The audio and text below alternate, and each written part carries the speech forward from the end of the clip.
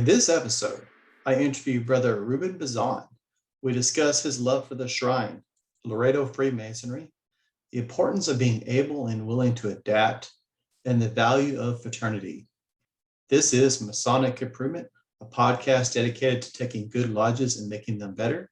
And I am the host, Justin Jones. Thank you for joining today. Before we cut to the interview, I'm trying a little bit different format in this episode. Previously, I would do a wrap up after the actual interview and share my own thoughts. I'm going to exclude that from this episode. If you enjoyed the wrap up after the interview and you would like for me to continue that, if this is on YouTube, please just leave a comment and let me know. Otherwise, just reach out to me on Facebook. I'll include a link to my page below. Send me a message, leave a comment, let me know what your thoughts are. Do you want to keep the follow-up? Do you want to do away with it altogether? Finally, there's one really important thing that every one of you could do for me. If you are on Facebook, please smash that like button. Be sure to subscribe if you haven't already. If you're listening to the podcast, please leave me a positive review. Also, be sure to share that with other like-minded brethren that you think might enjoy it. Now, with all that out of the way, let's get straight to the interview with Brother Ruben Bazan. Ruben Bazan, everybody. How you doing, brother? I'm doing fantastic. Thank you so much for coming on to my show today. Of course. Very happy to be here. I'm honored to be a guest. So thank you. Well, it's an honor to have you, frankly. Let's get straight into the conversation. Tell us a little bit about your Masonic background. Well, took me a while to become a master. I was one of those latent kind of guys. I was entered 2011, passed 2012, raised in 2013. So it took me a while. I was traveling a lot for work in that part of my life. So it was difficult for me to go through the degrees in a timely manner. But yeah, I went through it, and I belong to two lodges, Laredo Lodge 547. I'm the senior deacon there. And I belong to Zapata Lodge, number 1402, which is about 60 miles south of Laredo. Very cool. Are you? Go ahead. Yeah. York Rite, Scottish Rite, Shrine. I've done it all. Wow. Yeah. So very active then, huh? Yeah, more active in the Shrine, to be honest with you. That's other than Blue Lodge, Shrine is kind of where I focus a lot of my energy. I've found I'd say like a second home in the Shrine. It's work that I love to do, and that it's funny because we see the work be done, and it's beautiful work that I hope never to do again. You know what I mean? Like you don't want kids to need this kind of help, but being able to offer it is truly phenomenal, especially with the team that we have. So that's when I explain to people, I love doing Shrine work, but I hope to never have to do it again. That's what I mean. It's just, it's painful to see kids, going through pain and suffering. And, but I'm glad that, so many like-minded guys come together for that cause. Mm-hmm. Yeah. My dad actually went through a Shrine burn center when he was very young. So I know it definitely helps. I have yet to join the Shrine or Scottish Rite or anything outside of York Rite and AMD, but I know that the Shrine does really good things with the hospitals. And like you said, it's unfortunate that any child ever has to be in that situation, that they're at a point where they need something, that we can offer, but it is a blessing that we can offer it to them. Right. So we'll work day and night, 24 hours a day to make that happen. Yes, sir. So why did you join Freemasonry? I joined Freemasonry because I'll explain my fraternal background, not just Masonic, but I'm a brother of Pi Kappa Phi, the Greek letter organization. I joined the American University chapter in Washington, D.C., which is where I went to school. And when I came home from college, I wanted a similar experience. There's no Pi Kappa Phi chapter in Laredo The closest chapter is the UTSA. So for quite some time, I advised that chapter, but I was looking for that kind of brotherhood in Laredo. And many Greek letter organizations, I'm sure you know, have some Masonic, affiliation in some way, shape, or form. They won't really tell you what it is, but the similarities are pretty striking. So I found a lodge in Laredo. Laredo Lodge 547 is the only Masonic lodge in Laredo. And Wow. So I don't have any, and none of my ancestors were Masons, not at least not that I know of. My father wasn't a Mason. My grandfather wasn't either. I don't know about any uncles that were. I think I'm probably the first Mason in my family to join. Here's hoping that I start a legacy. Mhm. So I literally emailed the secretary of the lodge, and I actually emailed the grand secretary of the Grand Lodge of Texas first. They put me in touch with the secretary here, that was the secretary of the Laredo Lodge at the time. And he said, yeah, you know what, just come on over to my office and we'll talk about it and see if it interests you. So I went to his office and we talked for some time, and it was something that I was interested in. And I went to the lodge, started, showing up, shaking some hands, and here I am now, 10 years later. How big is the city of Laredo? Last I saw was about 263,000 or something. Wow. And they have one lodge. And we have the one lodge. Wow. Do you know, is there a reason behind that? Have there been lodges that have merged with it, or is it just no? Well, from what I gather, there is a clandestine lodge in Laredo too. Mm-hmm. We don't talk about that. Understandably. But I've never really known if there was another one. I really don't think there is. Laredo Lodge was established 1881, 1883, something like that. So it's been around for a while. But I really don't know why there isn't another one. And we've never really seen a need for another one, really. It's an active lodge. We do get our interested solicitants, and so it's going pretty good. But again, I've never really seen a need for another lodge. Interesting. How did the reality of Freemasonry compare with your expectations? Reality of Freemason. Well, you know what? It's kind of a difficult question to answer because I wanted a fraternal experience. I knew going in that it was not going to be like a Greek letter organization. There were going to be some similarities, but limited. And I just wanted to surround myself with like-minded individuals who just wanted to become better people. And it's my experience with Freemasonry is kind of similar to me going off to college, not joining the Greek letter organization. It was more of a, Laredo's a small town, and I grew up on the Mexican side too, which is like twice or three times bigger than Laredo, Texas. Oh. So Laredo does have about 6 or 7 lodges. So, but it was kind of an eye opener for me because growing up, I grew up in some would say a bubble. All of my friends were white Mexican Catholics. It was that's the majority of the area.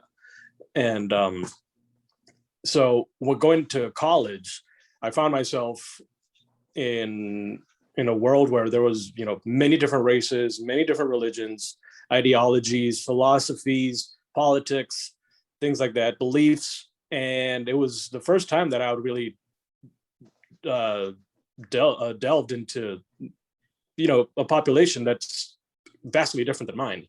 So joining the lodge here in Laredo, I found myself kind of feeling the same way. I've met, not just in Laredo Lodge, Freemasonry in general. I've met brothers from all over the country with so many different beliefs, and they all come together for one common goal. What I love about Freemasonry is that it removes a lot of the, how could I say it? Sometimes I take a while to answer because I think in Spanish and I'm like translating in real time. Sure. But it takes away a lot of the drama that comes with, politics and religion. We're not supposed to talk about that in Lodge. And I've actually been able to apply that in my work as well. I'm a radio personality here in Laredo. Mhm. And every time they ask me, what are your topics? I say everything except politics and religion. And everybody thanks me for it because they see how divisive it can be. Yeah. And that's something that I found in the Lodge. It's the amount of respect that I've received from everybody else is beautiful, and I vow to give it back. It's so many people coming together from so many walks of life under one common goal. So that I did find in Masonry. I couldn't really tell you what my expectations were at the beginning. It was all new to me. Again, I didn't have any family members that were Masons. I don't think I knew a single Mason in my life, or maybe I did. I just didn't know they were, but it has been a beautiful ride, and I'm grateful for it. So what would you say the strengths and weaknesses of our fraternity are? We find ourselves, I think, in a period in society where more and more ideas are being shared. With the advent of the internet, call it what you will, people are a lot more vocal. We're learning about so many types of people now. And, one of the main things that Freemasonry teaches us is tolerance, so if we have those teachings go back, centuries. And right now we find ourselves in a period of time where we need to be more tolerant than ever. So I think that's one of the strengths of Freemasonry, is that you can apply that virtue, across the board in order to become a better world. Mm-hmm. And, there's so many strengths in Freemasonry. What beauty of it too is that you can branch out to so many different things. You'll eventually find something for you in Freemasonry, right? I do see an influx of young people wanting to find fraternity, to find brotherhood, and I believe it's only going on the up and up. What are the weaknesses? Like every organization, it does have its weaknesses. There are some. You see this in the business world as well. Some of the things that worked in the past might not always work for the future. Some of them will. Them will, absolutely. There are rules, and then there are theories and principles.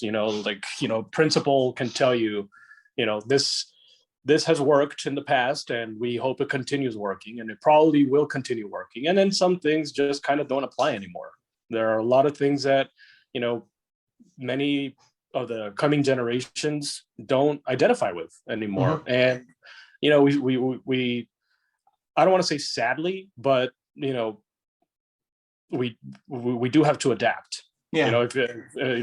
If we don't adapt to what people want, at the same time, bringing together what has worked in the past, the fraternity isn't going to flourish the way we want it. Mm-hmm.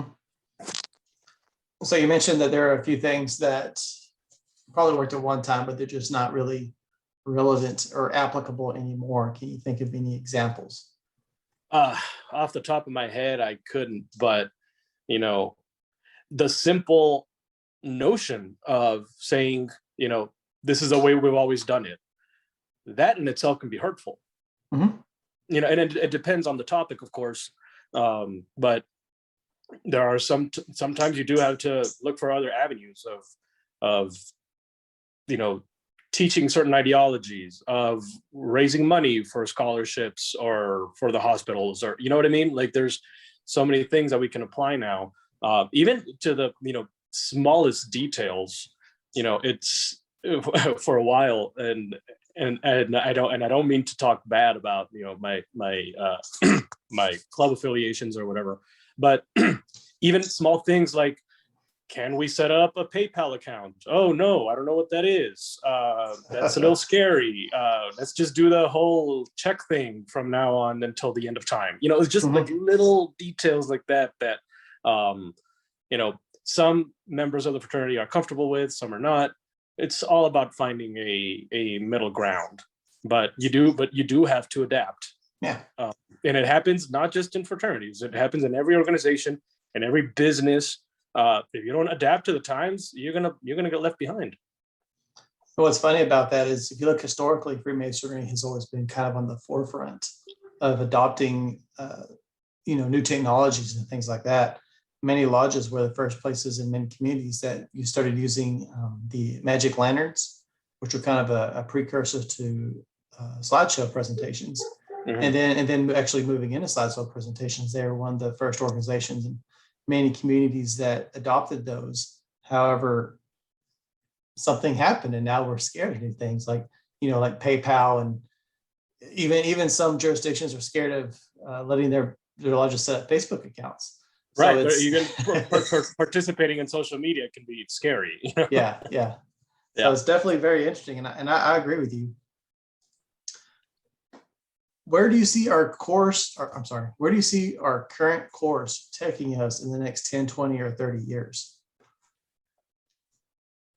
I don't know where it's going, but I'm excited as to where it's going. For some reason, I have a lot of faith in the fraternity. Again, I speak to a lot of guys that, they have their ideas and they're passionate about it. And you have to kind of be careful with passion. You can't let Freemasonry be the only thing that's in your life. Mm-hmm. You know what I mean? Yeah. It's supposed to be, the fraternity is supposed to enhance your life. It isn't supposed to be your life. At least that's the way I see it personally. That's right. You don't want to get fanatic about it. We all know where that goes. Yes. but I do believe that there are a lot of young people that are coming in. I mean, in 10, 20, 30 years, the guys right now that are going into college, in 30 years, they're going to be 48, So I'm excited to see what they're going to learn, what they're going to bring into the fraternity, because I think it's only going to grow. I do want to keep, many of the traditions that Freemasonry does have, because that's what makes it what it is. But again, we do have to adapt. I see it as a progressive thing. I think there was a time period in Freemasonry where there was some sort of arrested development where, people just kind of got stuck somewhere. Even in the maintenance of the lodges and everything, there are a lot of lodges you walk in and it's, you can smell the shag, you know what I mean? Yeah, it's like walking into a time capsule. Exactly. Yeah. And, there's something quaint and nice about that too. I'm not going to lie, because I do like tradition. I do like history, but I do like progress as well. So, But I am excited about where it's going. I do think that with, again, the fact that we're communicating at a much higher level now, just society in general, not just Freemasons, just society in general is communicating more. I think more and more people are going to look for those kind of organizations, those kind of brotherhoods, those kind of friends and bonds that many times are falling by the wayside because life gets in the way. People start getting married, they have kids, but I strongly believe that men do need that those male bonding experiences, and Freemasonry really does offer that. So I think more and more people are going to start looking for that, and that's what I'm excited about. Yeah. I also firmly believe that men need to have a place where they can be in the company of other men. It's like almost like being among your peers, Hmm. where you have that opportunity to grow. Let me back up. The best place to grow as a man is in the company of other men, Right. and not just other men, because that could be for better or worse. If you're in the company of the wrong men, it's gonna shape you in the wrong way. But Freemasonry gives men an opportunity to be, you know, in in the company of other good men that are like-minded, and that's powerful. Right. And there's not to go off on a tangent or anything, but I know that there are some mindsets that are kind of opposed to the idea, and not necessarily in the fraternity, but outside the fraternity, but they think it's anachronistic, antiquated for there to be an organization that's solely men. They almost view it like it's sexist or something. And I think there's benefits of organizations that have both sexes. I think women benefit from female only organizations. And I think men also benefit from male only organizations. And I think there's a place for everybody. And like I'm in the Lions Club, and that's men and women, and everybody benefits from that. But I also think that there's a time and a place where men just need to be among their peers, and likewise with women, I'm sure that there's a time and place where they would benefit from being away. I know my wife benefits from being away from me every once in a while. So I Oh know yeah, there's my wife too. I think your wife and mine will get along just fine. so I And know it's great because that is true. Even my wife will tell me, and she'll tell everybody. She's like, "Yeah, Ruben needs his time, with his brothers, with his friends. He needs to be among them because I can't be suffocating him." And even when I go to Mexico City for work, I'm gone for a whole week, and she says, "Oh, I'm gonna miss you, but please get out of here. Like I need yeah, my space too." yeah. So I know that women need that too, and men need that too. Um, it's just psychologically, men and women are wired differently, Mhm. and when women are among other women, they understand who understands women more than women. Like, and the same goes for men. Yeah. And it's all about. I mean, we're all traveling, through this voyage called life, and we're supposed to be constantly growing, and we grow in the company of other good men that want to help other people, that want to learn from other people, and I think Freemasonry is a fantastic channel for that. Yeah. Probably one of the few remaining ones as well. Right. So let's take a few steps back. I want to, we talked a little bit about our weaknesses in fraternity. How do you think we could correct those? I think we need to remove the fear of something new. Which is sort of ironic because we gladly blindly go through the degrees, and once and we take it all in and we accept it for what it is, and when something new comes up where we can change the course of the fraternity for the better, people are just terrified of it. Mm-hmm. Which I've never really seen how one can lead to the other, but I think it's the removal of the fear of what's new or what's knocking on your door, any opportunity that arises. Instead of people are terrified of the unknown, right? So instead of shunning it, we should welcome it with open arms and really have a discussion as to whether a new approach to the fraternity is good or not. It's all about communication. We shouldn't be afraid to vote in certain ways in lodge whenever new policies are proposed and things like that. We shouldn't be afraid to voice if we're for or against it. I really think that the removal of fear is the number one thing that will help us move forward. Yeah. I have found that there have been times where I didn't necessarily agree with something. It seemed like the whole lodge was going in favor of it. So, but I would go ahead and stand up and just voice my opinion, just for the sake of getting him out there. And then I'd quickly realize that other people believe the same thing, but they're almost waiting for someone else to stand up. Yeah. And so my point is, you're never the only person that thinks anything.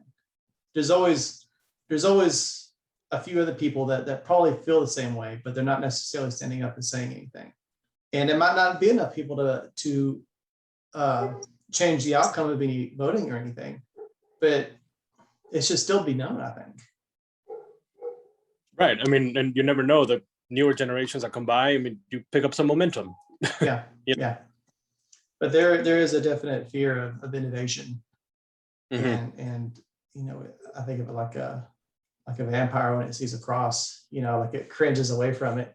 It's the same mentality, like innovation, you gotta shrink away from it and not come anywhere near it. But we have to be willing to, I think what you said earlier is the most poisonous, and I know you're using it as an example, but it's the most poisonous phrase in any organization. And that's not how we always done things.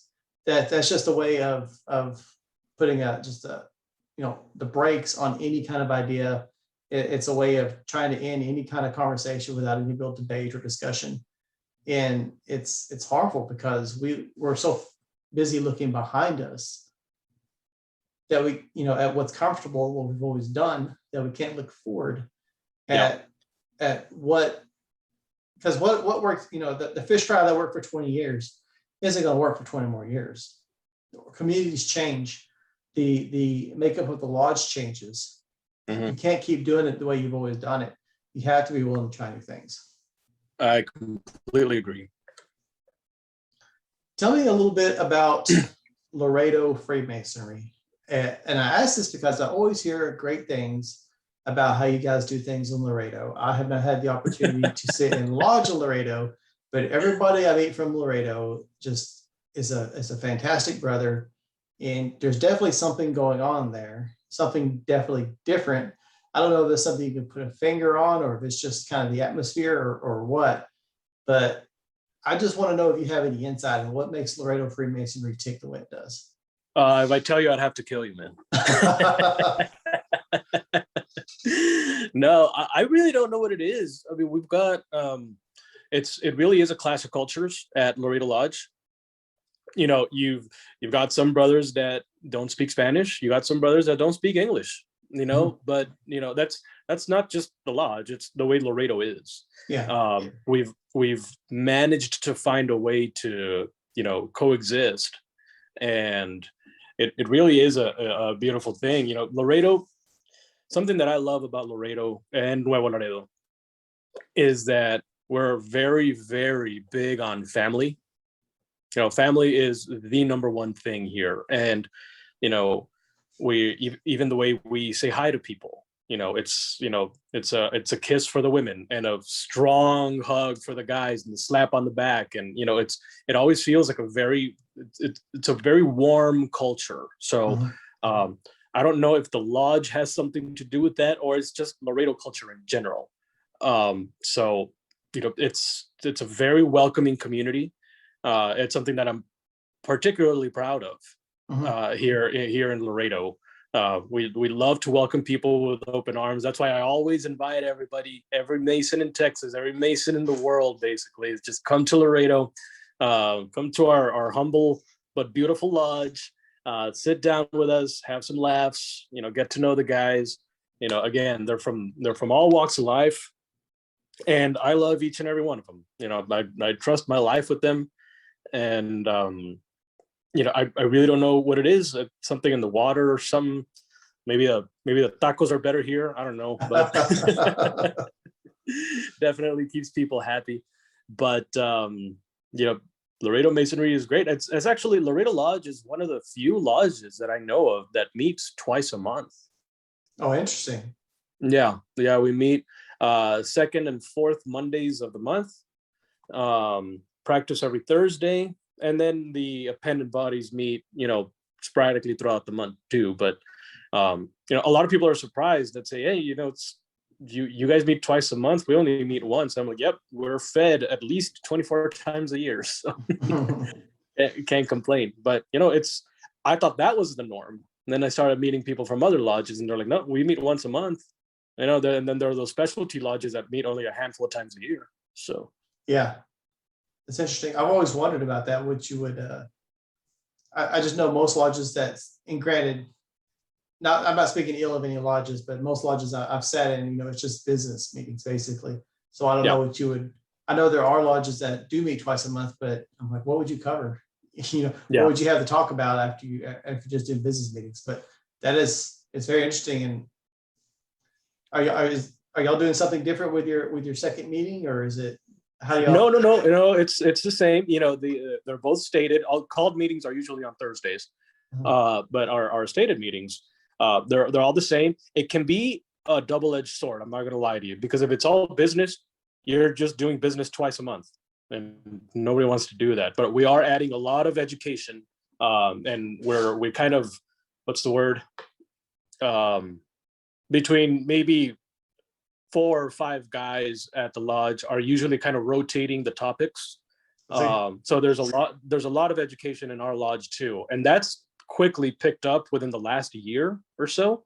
And it's added so much to our lodge. People are a lot more excited to come now. The pandemic kind of put a damper on a lot of things, but just the meals are, having that back is amazing. We're emphasizing again a lot on the educational part, and it's going pretty good. Again, if you're only doing business, just following the order, the regular order of business, you're going to bore people to death. Mm-hmm. But a lot of people are just they're looking forward to the presentations that we give. They've been pretty exciting. Gets people interested. It keeps people in lodge after the meeting because they're still talking about it, and that's kind of like what I like to see. Yeah, I love that. What a lot of people say, well, like you asked me right now, like, do you guys do anything different on the second stated meeting? It's not that, but if we're trying to get a project up and running, like if we partner with a local toy drive for Christmas or whatever, we can make decisions quicker if we meet twice a month. Because if you're tabling something at a lodge that only meets once a month, the project is never going to get off its feet. Mm-hmm. So doing it twice a month, you can make a decision in 2 weeks instead of 4. So that's helped a lot. And it's up to us, man, to keep it alive. Everybody has project ideas, and nothing is we won't say no to anything. Like, at least me personally, I'm all for any ideas that people have to improve the image of the fraternity, the actual philanthropy side of the fraternity, and the scholarships and things like that, of course, that I'm a big proponent of. But yeah, man, it's twice a month, but nobody's ever really complained. That's great. Yeah. Again, I thought that was the norm. I thought lodges just regularly met twice a month. Yeah. And then I got out of the Laredo bubble, started meeting brothers from all over the state, and they're like, "What? Weirdo?" What are the dues at Laredo Lodge? $80. $80, and the endowment's $500. Endowment is either 700 or 800. I don't remember. I got I'm an endowed member, but it was $500 back in the day. So yeah. What do y'all primarily do do y'all do a lot of fundraising, or is it mostly self-sustaining? It's self-sustaining lodge. I mean, we do give our scholarships once a year. We average around maybe between 20 and like between 18 and 24 students a year that we give scholarships to. Wow. So that's something that we're pretty proud of when we throw this huge event at the lodge, and they come and the parents are here, and it is pretty great. What size scholarships do you give? I'm sorry? What size scholarships do you give? Size? Yeah, like how much are scholarships worth? I believe they're about $800. Wow, that's Yeah. very impressive. So yeah, it's It's that's been huge. going on for years too. So but it is a self-sustaining lodge. We really do take we take good care of it. Laredo Lodge has actually moved a handful of times. First we were downtown, then we were kind of by the I-35, and then now we're on one of the main roads here in Laredo. Um, but we do the what's called a Silver Plum Award, where we honor between 2 and 3 first responders in Laredo. So we do that once a year as well. And we rotate it. Laredo is very heavy on law enforcement naturally. Because you got your CBP officers, you got ICE, you got DEA, fire department, police department, sheriff's department. You've got it all. So we'll rotate it once a year, and we'll honor one member of those organizations, or those agencies, I should say. That's picked up as well. We do a lot of work with the shrine stuff. Laredo Shrine Club is an affiliate or a branch of Al-Zafar Shrine in San Antonio, and that's picked up pretty heavily here too, especially with the transportation of the patients. Mm-hmm. And I got to say a big thank you to Aneze Shrine in Mexico City, Nuevo Laredo Shrine Club. They do a lot of the legwork on the Mexican side, and then we're the counterparts on the American side. So, between them and us, and Al-Zafar, I should say, we try to procure the funds for the, transportation, the patient and a parent from Laredo to Galveston. But there's a lot that goes in it.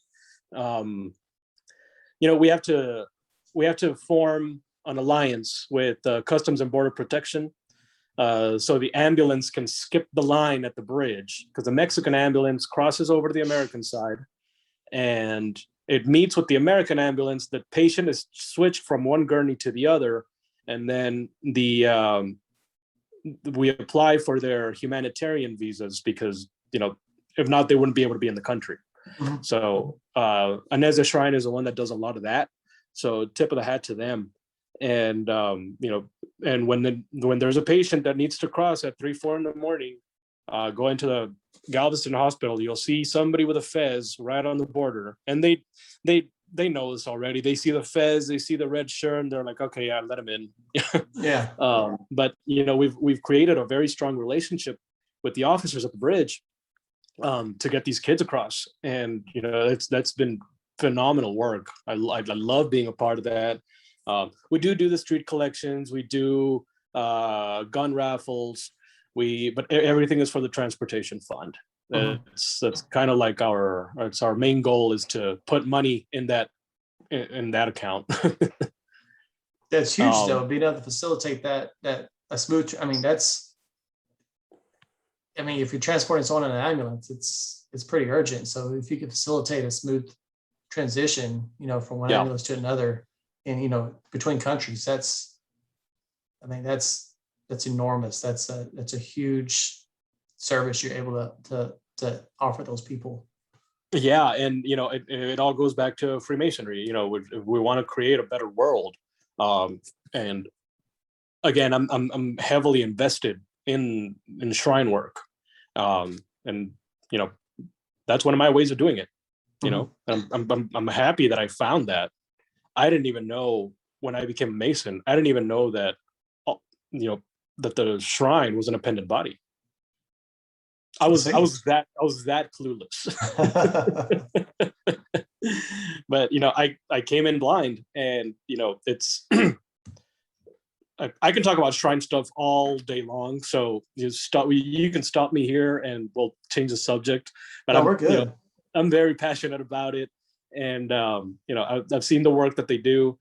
We just had the TSA in San Antonio last weekend or the weekend before. Yeah, I think it was last weekend. It was a lot of fun. You got 13 temples in San Antonio. Over 700 Shriners were in attendance. and they're all just talking about, yeah, they love to have fun. Everybody knows that Shriners like to have fun. And you got your barbecue unit, and you got your mini wheels, and you got the Bruise Brothers and the shotgun unit and the clowns. And so, it's a fun organization. But at the end of the day, everybody's just talking about how can we better help the kids. Mm-hmm.